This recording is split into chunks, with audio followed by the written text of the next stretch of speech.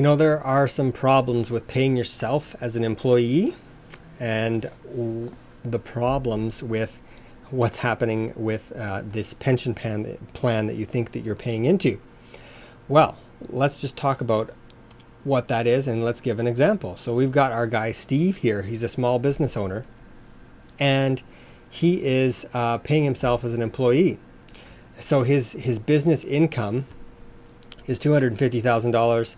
Half of it is like overhead for him to run the business and pay his employees and do all these other things. He's taken home $75,000 and he's got this extra revenue that he's able to reinvest back into the business for another $50,000. Okay, so that's just the example that we're dealing with here. He's going to use that extra revenue to expand the business. Okay, let's move forward here and take a look at that $75,000 that he's taking home. $52,000 of that is going to be your actual take home, and $23,000 of that is going to be what you pay in taxes. That's what happens when you're paying yourself as an employee. So let's scroll that down a little bit here and take a look. And that means that the taxes break out in this way. $15,916 are actual income tax based on the tax bracket that he'd be in this year in 2019. And the top part there is the $7,562 that is the employment insurance and the Canada pension plan that he is forced to pay into. Now, as a business owner, he actually should not be paying into the EI anyway. Even if he's paying himself as an employee, he can opt out of that EI, but a lot of people don't go through the hoops to actually make that happen. But he should not be paying for EI. Regardless, he is, and he's also paying the CPP. So that's $7,500 a year that he's giving to the government. Awesome. Well, he has two options here. He can keep paying himself as an employee. And what happens with that is that the government gets all that money over the course of those years. And then at the age of 65, if you're lucky, and you have paid in the maximum amount of CPP every year for at least 39 years, I believe, at age 65, you can start getting your CPP back as a payment, and it's $1,154 per month as of today. Great. That means he needs to live until 81 just to get the money back that he put in. Now, I'm talking about him as an employee and employer, because there's an employee and employer portion that is paid to the government for that. So he has to live to the age of 81 just to get back what he paid in, not counting the growth that money could have made over that number of years of him contributing into the Canada Pension Plan. So the total amount that he put in over the course of, let's say we're counting this as 30 years, is the $226,860. But if he would have gone a different route, and if he would paid himself as a shareholder with dividends in the company instead of paying himself as an employee, what would he have? Well, first of all, he could have taken that exact same money that he was putting into EI and CPP, the $7,500 per month, $7,562. He could take that and put it into just a savings account, like a low interest 1.25% savings account for 30 years. What would he have at the end of that?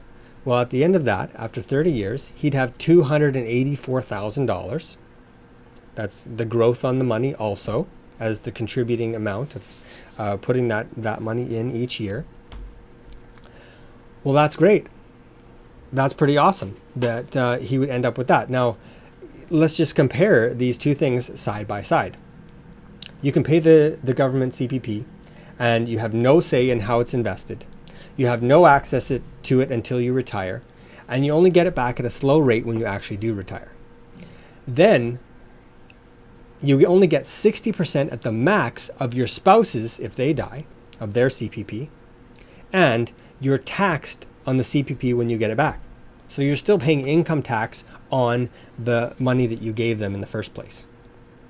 That's kind of hard to swallow. They keep taxing you again and again and again. Now, let's say you pay it into your own savings plan, your own tax-free savings account, your own place that you could put this money that would not require you to pay income tax on it when you take it back out. There are multiple places. I'll tell you about those in a different video. But you can take that money and you can invest it where you want. You can have access to it whenever you want for as much as you want when you retire or before that. When you die, your spouse gets all of the money and there's nothing that gets left behind. And the government doesn't get to keep any of it.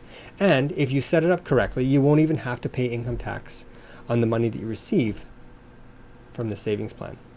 There are multiple places that you can save this money that is going to eliminate you having to pay taxes on it afterwards, and it's going to give you all the flexibility of being able to do whatever you want with it at any time during the course of this, for this example, 30 years. So it's crazy to think about that there's a lot of people who are regular employees who are stuck into this Canada pension plan, and if they were only able to not pay that and pay it into somewhere else, they would be so much better off in their life and their flexibility of what they're able to do, that they would make a huge difference. Now, this is the last point that I have to do with CPP, because if someone pays into CPP their whole life and they get to the age 65 and then 2 months later they die, all they get is the 2 months worth of CPP payments that they got and a $2,500 death benefit that the government gives them. So they paid into CPP their whole life and then they die. The government keeps all the money except for the $2,500 death benefit and 2 months worth of them being alive past 65. And that's it. So that is a tragedy in my point of view, because of how everything works. Like, that's just sounds like there's so much money that could have gone to this person's family that now is just getting absorbed into the government's system.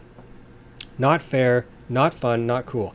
Now, there are multiple ways to deal with all this. We have the solutions for that kind of stuff. So stay tuned as we connect you with everything that you need to do in order to pay the least amount of tax, take home more income, and live a better life.